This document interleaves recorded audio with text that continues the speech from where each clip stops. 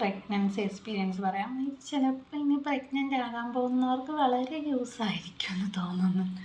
അപ്പോൾ എൻ്റെ പ്രഗ്നൻസി ടൈമിൽ നല്ല ഛർദിലൊക്കെ ഉണ്ടായിരുന്നു. എല്ലാവരും പറയും ഛർദിലുണ്ടാകും, പക്ഷെ പീക്കാണ് സംഭവം.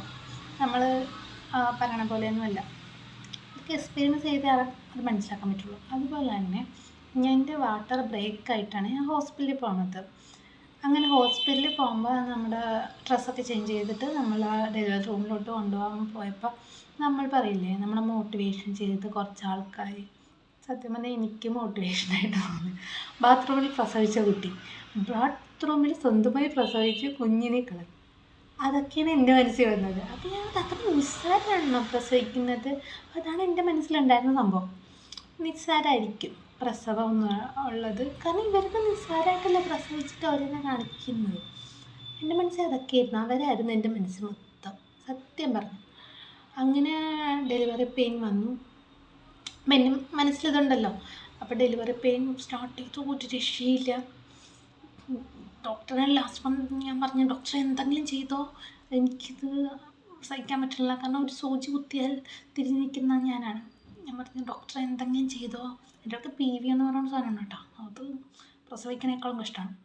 അപ്പോൾ ഞാൻ ഡോക്ടറിനോട് എന്തെങ്കിലും ചെയ്തോ, എനിക്ക് ഒരു രക്ഷയില്ല, സിസേറിയൻ ചെയ്തോ. എൻ്റെ അമ്മ എൻ്റെ അടുത്ത് വന്നു സിസേറിയൻ ചെയ്തോ എന്നൊക്കെ. അപ്പോൾ എനിക്ക് പ്രസവിക്കണം, നോർമൽ ഡെലിവറി എക്സ്പീരിയൻസ് ചെയ്യണമെന്നൊക്കെ ഉണ്ട്. അപ്പോൾ ഞാൻ ലാസ്റ്റ് പറഞ്ഞ ഡോക്ടർ ഒരു രക്ഷയില്ല, ക്രൗൺ ആകാറായി കൊച്ചില്ല. അപ്പോൾ ഞാൻ പറഞ്ഞു, ഡോക്ടർ ഒരു രക്ഷയില്ല. അപ്പോൾ ഡോക്ടർ ഇല്ല നോർമൽ. അവർക്ക് ഭയങ്കര സന്തോഷം. എനിക്ക് ഇൻ്റർവ്യൂലായിരുന്നു, അടിപൊളി സർവീസായിരുന്നു. എനിക്ക് വേറെ ഒന്നും പറയാനില്ല. അതുപോലെ എൻ്റെ കൂടെ നേഴ്സുമാരും ഡോക്ടറും നിന്നിട്ടുണ്ട്. ഡോക്ടർ നീനയായിരുന്നു എൻ്റെ ഡോക്ടർ. സൂപ്പറായിരുന്നു എനിക്ക് അവിടുത്തെ എക്സ്പീരിയൻസ്. നമ്മുടെ സിസ്റ്റർമാർക്ക് ഭയങ്കര സന്തോഷമല്ലേ, പറയുമ്പോൾ അവിടെ സിസേറിയൻ ആയിരിക്കും. എനിക്ക് അങ്ങനത്തെ ഒരു എക്സ്പീരിയൻസ് അല്ല. അപ്പോൾ ഡോക്ടർ ഇല്ല നോർമൽ തന്നെ ആയിരിക്കും, നോർമലാണ്, ഒരു രക്ഷയില്ല. അപ്പോൾ എൻ്റെ മനസ്സിലും ആ ടൈമിൽ എൻ്റെ മനസ്സിൽ അതാണ് ആൾക്കാരുടെ മനസ്സിൽ ബാത്റൂമിൽ പ്രസവിച്ച് ഇവരൊക്കെ ഇങ്ങനെ സിസ്റ്റർമാരുടെ ഇത് പറയാനുണ്ട്. അപ്പോൾ ആ സിസ്റ്റർമാർക്ക് ചിരിയും വന്നുണ്ട്, എൻ്റെ അവസ്ഥ കണ്ടിട്ട് സങ്കടം വന്നുണ്ട്. അങ്ങനെ ഇവർക്ക് ഭയങ്കര സന്തോഷമാണ് നമുക്ക് നോർമലാകുമ്പോൾ. അങ്ങനെ ഡെലിവറി റൂമിലോട്ട് കൊണ്ടുപോയിട്ട് ഇങ്ങനെ പ്രസവിച്ച്, ഞാനിത് പറഞ്ഞാൽ എന്തോരം മനസ്സിലാവുമെന്നറിയില്ല. പെയിൻ വരുമ്പോൾ നന്നായിട്ട് പ്രഷർ ചെയ്യാൻ പറയും അവർ.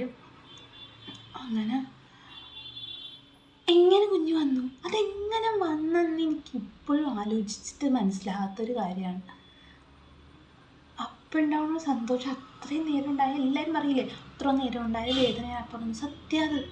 അപ്പം ഞാൻ ഓർത്ത് ബാത്റൂമിലൊക്കെ പ്രസവിച്ചവരെ തൊഴുതേ പറ്റുള്ളൂ, കാരണം അതായത് സ്റ്റിച്ച് ഇടണം, സ്റ്റിച്ചിൻ്റെ പെയിൻ, സ്റ്റിച്ചൊന്നും ഇല്ലാതെ പ്രസവിക്കാൻ പറ്റും. കുറേ വീഡിയോസ് കണ്ടു. അത് കഴിഞ്ഞിട്ട് വീട്ടിൽ പ്രസവിച്ചു ചേച്ചി, മുസ്ലിം യുവതി വീട്ടിൽ പ്രസവിച്ചു, സ്റ്റിച്ചൊന്നും ഇല്ലാതെ. അതൊന്നും എനിക്ക് ചിന്തിക്കാൻ, അങ്ങനെ ചെയ്യാൻ പറ്റുമോ? അങ്ങനെ പറ്റുമോ? ഇല്ല. ഇത് പറ്റുമെന്ന് പറയാൻ പറ്റുമായിരിക്കും, പക്ഷെ എനിക്ക് തോന്നുന്നില്ല പ്രസവിച്ചൊരു രീതിക്ക് അങ്ങനെ പറ്റുമോയെന്ന്. എൻ്റെ എക്സ്പീരിയൻസ് അടിപൊളിയായിരുന്നു. അപ്പോൾ നിങ്ങളീ പ്രസവിക്കാൻ പോകുമ്പോൾ ഇമാതിരി കാര്യങ്ങൾ ആലോചിച്ചിട്ട് പോകും. അല്ലാതെ അയ്യോ ഇനി ഇത് ഭയങ്കര പെയിനായിരിക്കും അങ്ങനെ ആലോചിച്ചാൽ നമ്മുടെ ബ്രെയിൻ അത് ക്യാച്ച് ചെയ്തിട്ട് നമുക്ക് ഭയങ്കര പെയിനായിരിക്കും, ഭയങ്കര നമ്മുടെ കൺട്രോളിലല്ലായിരിക്കും നമ്മുടെ മൈൻഡ്. അങ്ങനെ BP ഷൂട്ട് ചെയ്യും, നമ്മളെ കീറും, എല്ലാം കണക്കാണ്. പിന്നെ ഒരു പ്രാവശ്യമെങ്കിലും സുഖപ്രസവം, സുഖമൊന്നുമല്ല കേട്ടോ, എന്തൊരെന്താണോ പറഞ്ഞത്, കോഴിക്കുട്ടിയാണ്, സുഖമൊന്നുമല്ല. അങ്ങനെ എന്തെങ്കിലും പ്രാവശ്യം നിങ്ങൾക്ക് എക്സ്പീരിയൻസ് ചെയ്യാൻ പറ്റുവാണെങ്കിൽ കിട്ടുന്ന എക്സ്പീരിയൻസ് ആയിരിക്കും നിങ്ങളുടെ ലൈഫിൽ. ട്രോമയാണ്, അതിന് കുഴപ്പമില്ല, പക്ഷേ എക്സ്പീരിയൻസ് ചെയ്യാമല്ലോ. അതൊരു രസമാണ് കേട്ടോ. ശരിക്കും നിങ്ങളത് എക്സ്പീരിയൻസ് ചെയ്ത് നോക്കി, ആ മൊമെൻറ്റ് ഭയങ്കര രസമാണ്. അപ്പം എൻ്റെ ഡെലിവറി എക്സ്പീരിയൻസ് ഇതാണ്. എൻ്റെ ഡെലിവറി ജേർണി ഫുള്ള് കേൾക്കണമെന്ന് കമൻറ്റ് ചെയ്യണേ. അയ്യോ ഈ ഫോൺ ഇത്ര നേരം ഇത്ര പണിയായിരുന്നേ.